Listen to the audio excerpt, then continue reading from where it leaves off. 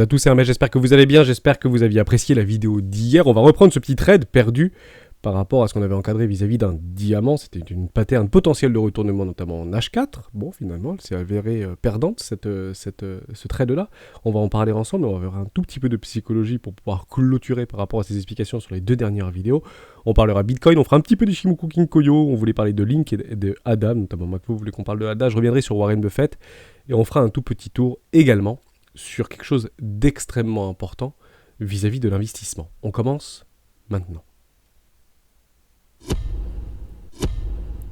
Avant de commencer, je vous invite toujours à rejoindre le Discord des rois du marché. Vous trouverez le lien dans la description.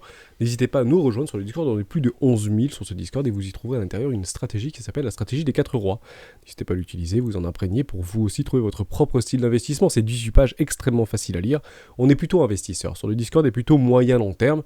Donc on essaie de trouver des patterns dans des zones de rechargement d'achat à très long terme sur des structures de retournement tendanciel, notamment en W weekly, voire en W mensuel, pour éventuellement, de façon rationnelle, poser des pions, ou en tout cas nos dollars, pour en échanger contre des cryptos et en tirer un rendement dit infini par rapport à cette stratégie. On va revenir par rapport à ce trade, ici, donc un petit diamant. J'ai été un petit peu déçu puisqu'il y a un membre au Discord qui m'a dit « Mais en fait, il n'y a personne qui parle de ton diamant, Hermès, donc est-ce que c'est bon signe ou pas ?» En réalité, c'est très mauvais signe. Dans le trading, ce qui est très intéressant, c'est qu'un maximum de personnes voient la même chose que vous. Ça ne veut pas dire que vous êtes du mauvais côté du mouvement. Bien au contraire. Les patterns généralement se jouent à fond, et il faut qu'un maximum de personnes voient exactement la même chose que vous. Bon, je l'ai trouvé plutôt joli, moi, ce diamant, parce que j'aimais bien les jouer, entre guillemets, quand j'étais trader. On l'a pris, donc on joue le jeu jusqu'au bout. Derrière, on prend le breakout juste ici, potentiellement, hop, c'était quand même mal parti, puisqu'on avait intégré. Ce qu'on aurait préféré, c'est de voir quelque chose comme ceci. C'est pas ce qui s'est passé. Deux possibilités, soit vous coupez très vite, et je sais qu'il y a beaucoup de traders qui perdent très vite s'ils sont finalement pas dans la force du mouvement, parce que les traders contre-tendance, et c'est éventuellement ce que je vous avais rappelé hier, c'est très difficile en réalité de prendre des trades en contre-tendance. Donc des longues dans de la contre-tendance c'est très dur, et des shorts contre-tendance dans un marché haussier extrêmement difficile à faire. Donc malheureusement, il a été perdu, c'était pas très grave, on aurait pu le couper bien avant, on est revenu une fois, deux fois, trois fois, quatre fois, chercher notre break-even, on l'a gardé jusqu'au bout, on voulait perdre avec un risque de $100 par rapport à un capital de $10 000, 1%, on peut réitérer dans ces mêmes conditions de marché encore 99 fois ce trade-là. Je le dis, je le répète, et c'est extrêmement important. On a tendance à penser que parce qu'il est perdant, ou parce que mon trade a été perdant, c'est que ma stratégie n'est pas la bonne. C'est que mes confirmations n'étaient pas les bonnes. Que mes indications, que mes indicateurs techniques n'ont pas forcément menti, mais c'est pas cela que je devais prendre.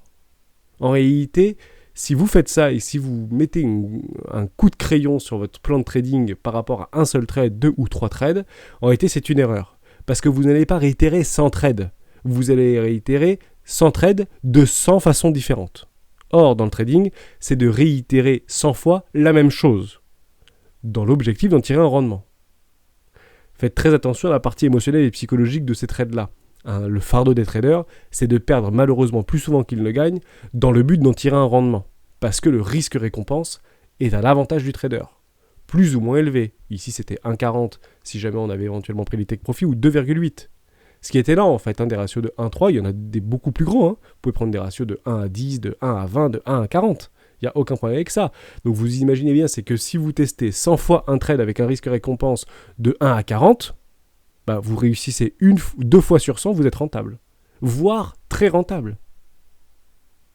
Mais il faut psychologiquement accepter de perdre 98 fois. Eh oui. Et tout ça, ça fait partie de la gestion des émotions et de la gestion, entre guillemets, de notre strat, etc.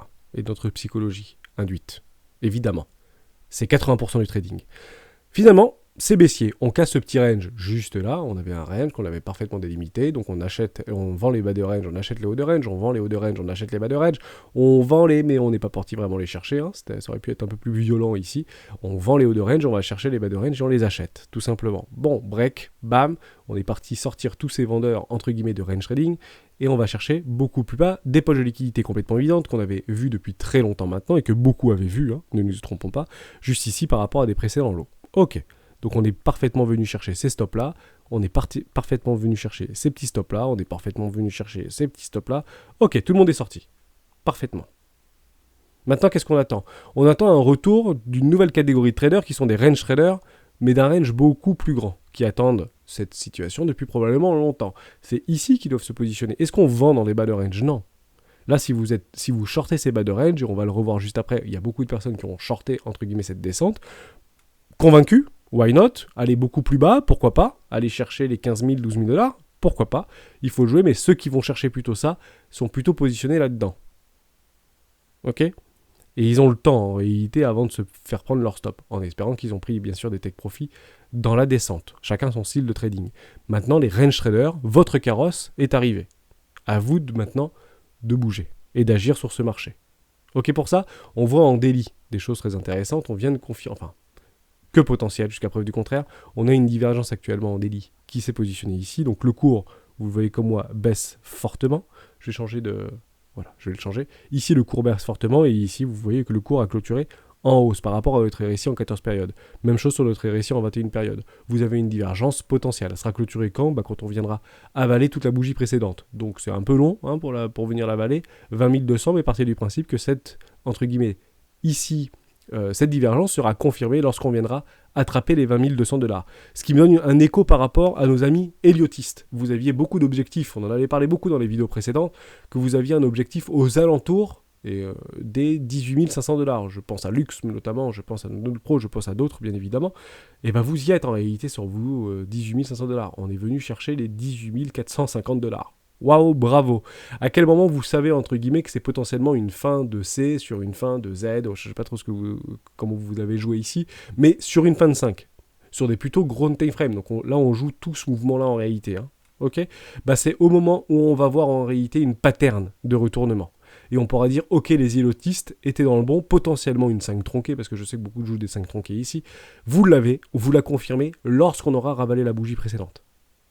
Donc on peut le construire maintenant, d'accord? On peut faire un truc comme ça, peut-être aller chercher un peu plus bas, je ne dis pas complètement le contraire, et commencer à faire un truc comme ça, et ok, là vous allez pouvoir décompter le petit décompte, mais attendez bien, vraiment, pour être dans cette fin de 5-là, un avalement de la bougie précédente en daily.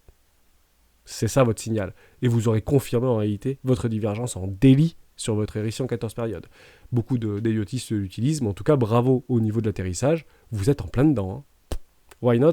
Parfait. On l'avait vu, bien évidemment, ensemble, mais on aurait pu très bien partir to the moon bien avant. Il n'y avait pas de souci. Ou aller beaucoup plus bas, jusqu'à preuve du contraire. On ne connaît pas l'avenir. On ne met qu'en place des plans et des stratégies de trading.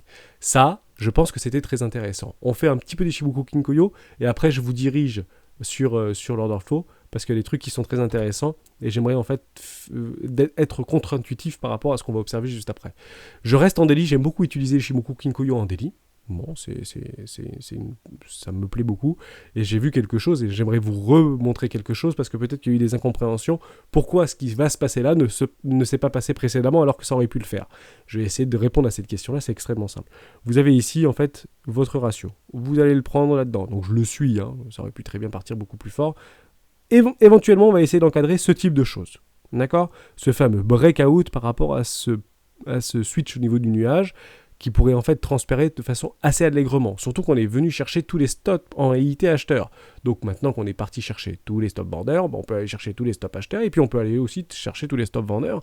Ne nous y trompons pas, il y a des clusters de liquidités qui sont très importants qui se trouvent maintenant au nord. Ok, je vais aller copier-coller ça par rapport à notre Ichimoku Span, juste ici. C'est incroyablement chirurgical. Regardez ça.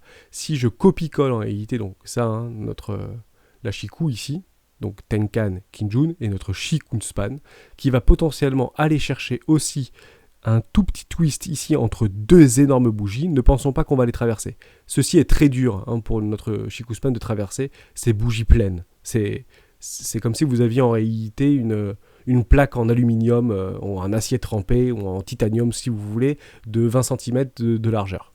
Ça, c'est très difficile pour une Shikun Span de la traverser. Par contre, on peut aller chercher juste là également un twist du nuage.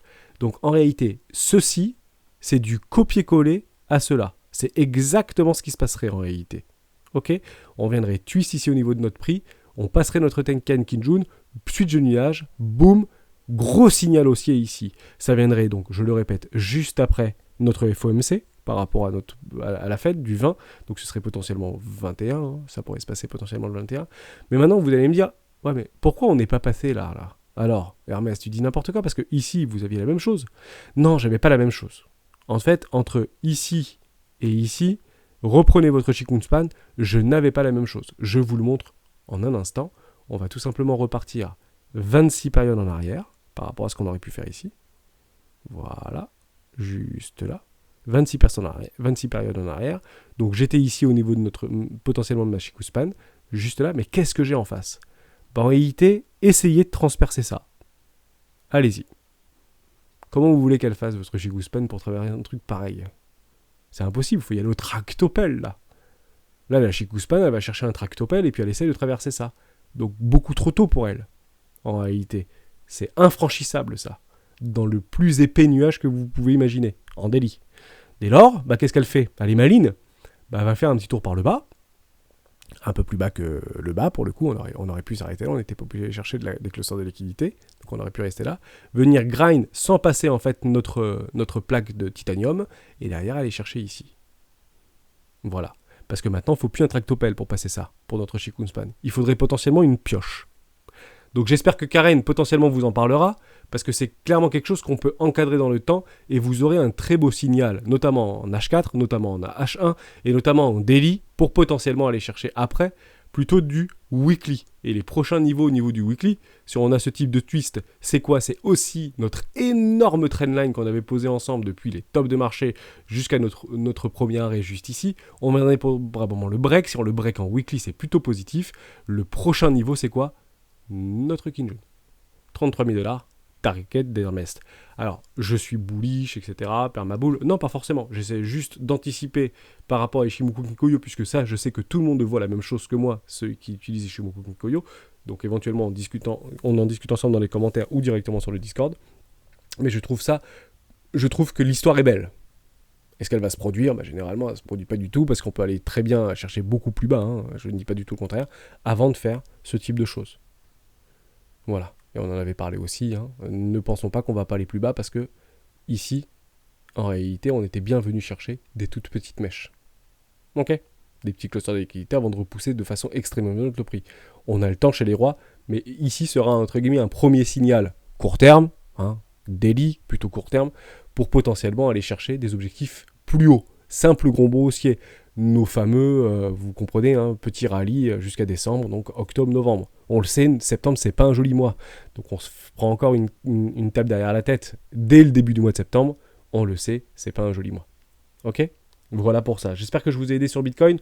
Comme ce qui nous intéresse, c'est plutôt Ethereum jusqu'à preuve du contraire. Je ne vais pas parler d'Ichimoku Kinkoyo. Karen l'a fait. Vous les avez dans la page YouTube des rois du Bitcoin. Vous avez tout en bas en fait des personnes que je recommande qui sont très complémentaires aux rois du Bitcoin. Vous avez Phil, le Pro Indicator par exemple.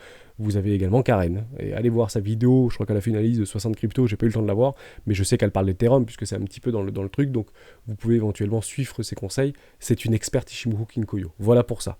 Donc peut-être qu'elle parlera de ma prédiction, mais elle aime pas du tout les prédictions, Karen. Elle voit, elle dit ce qu'elle voit, elle dit pas ce qu'elle voit pas.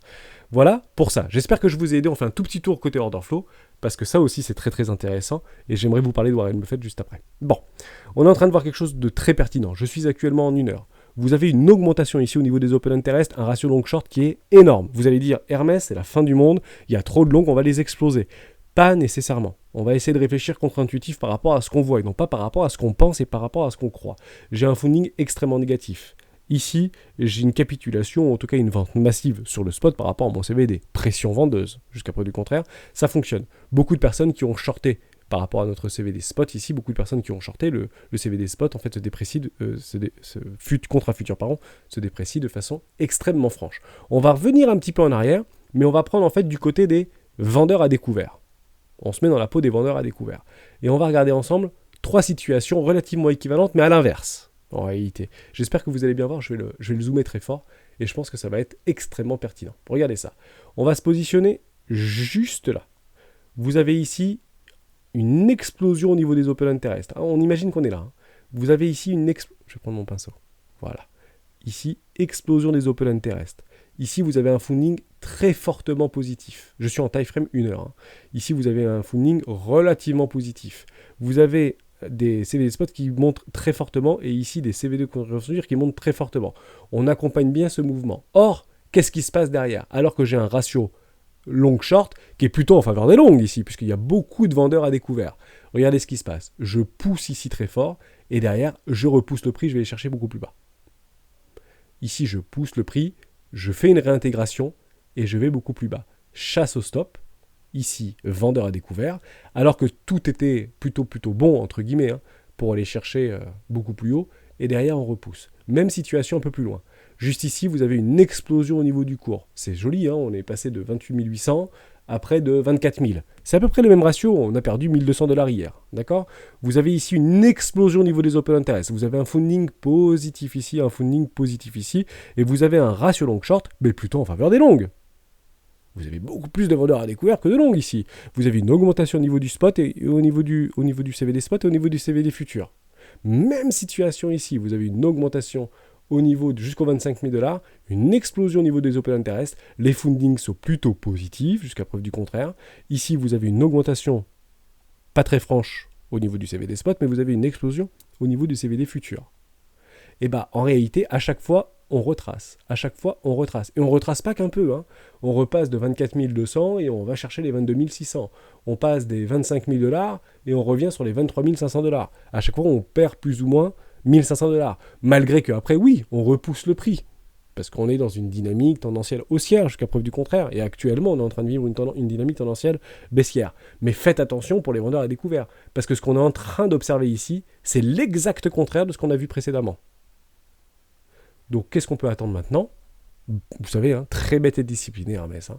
Bah, j'attends plutôt quelque chose comme ça. Et ensuite, éventuellement, on ira plus bas, si vous souhaitez aller plus bas. Mais faites attention, ne soyez pas trop agressif dans ce bas de canal et dans ce bas de range. Hein. D'accord? Parce que par rapport à ce qu'on vient de voir précédemment, mais de façon contre-intuitive, bah, on peut éventuellement encadrer un très joli rebond, malgré que la direction soit prise. Maintenant, on va chercher plutôt une tendance et on continue notre tendance baissière. D'accord? 20% en tendance, 80% en range.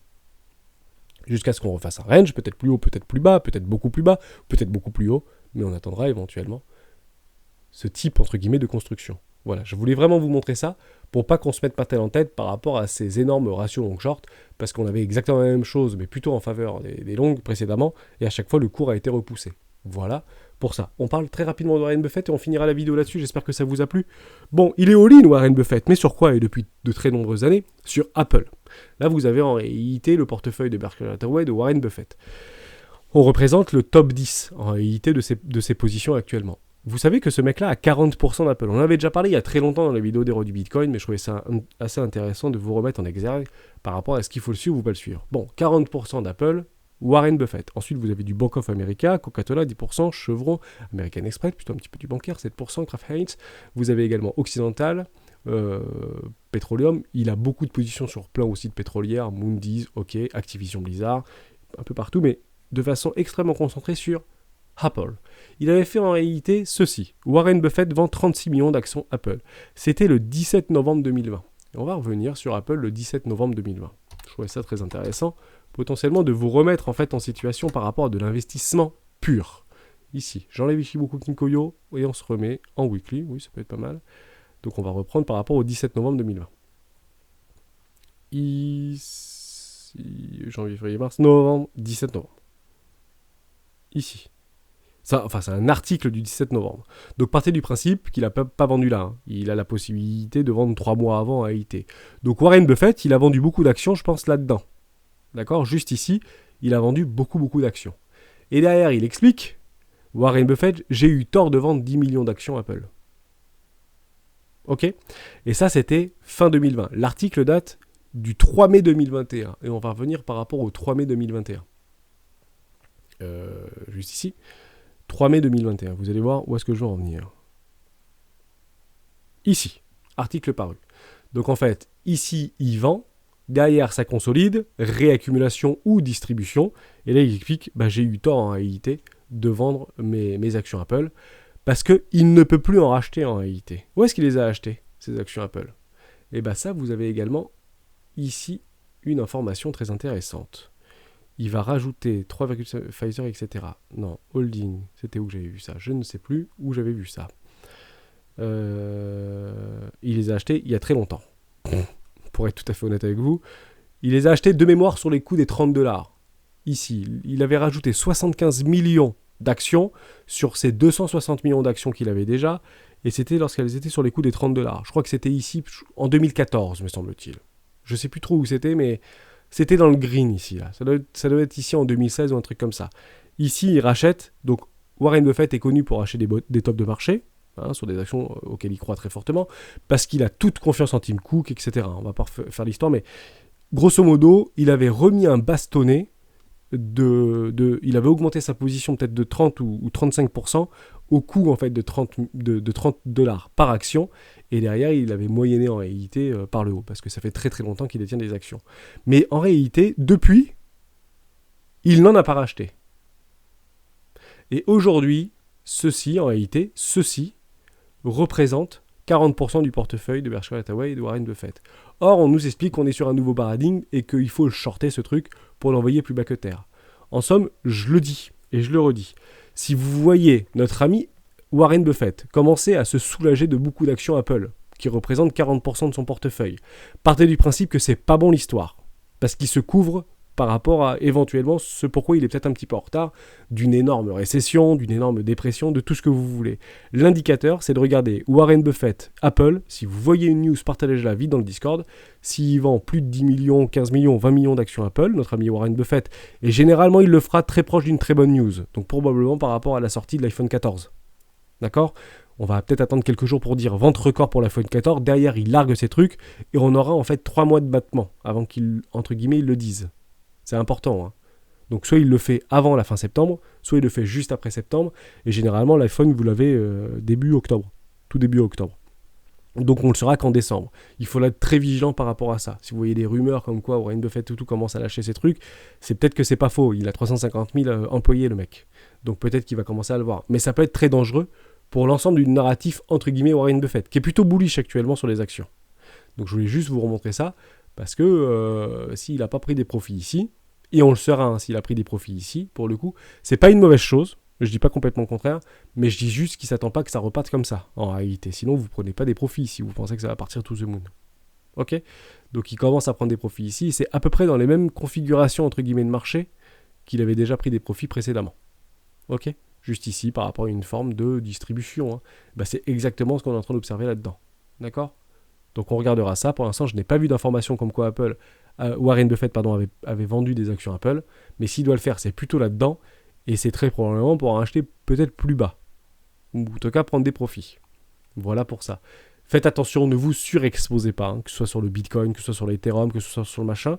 Si vous avez en réalité un portefeuille comme Warren Buffett de cryptoactifs, bah, en fait peut-être que beaucoup d'entre vous a 40% de Ethereum. Ce n'est pas du tout un conseil que je vais vous donner, c'est plutôt une approche rationnelle. Si vous êtes surexposé sur Bitcoin, ce n'est peut-être pas une bonne solution, malgré que la dominance vis-à-vis de Bitcoin sur le reste du crypto est relativement faible et sur un bas de canal. Actuellement, si on doit comparer une crypto à Apple d'un point de vue marché traditionnel, c'est pas à Bitcoin qu'on compare Apple. Bitcoin, on le compare plutôt à l'or. Et Apple, on va plutôt le comparer à Ethereum. Voilà. Donc, peut-être pour ça que c'est relativement résilient sur Ethereum jusqu'à preuve du contraire, et à l'approche du merge.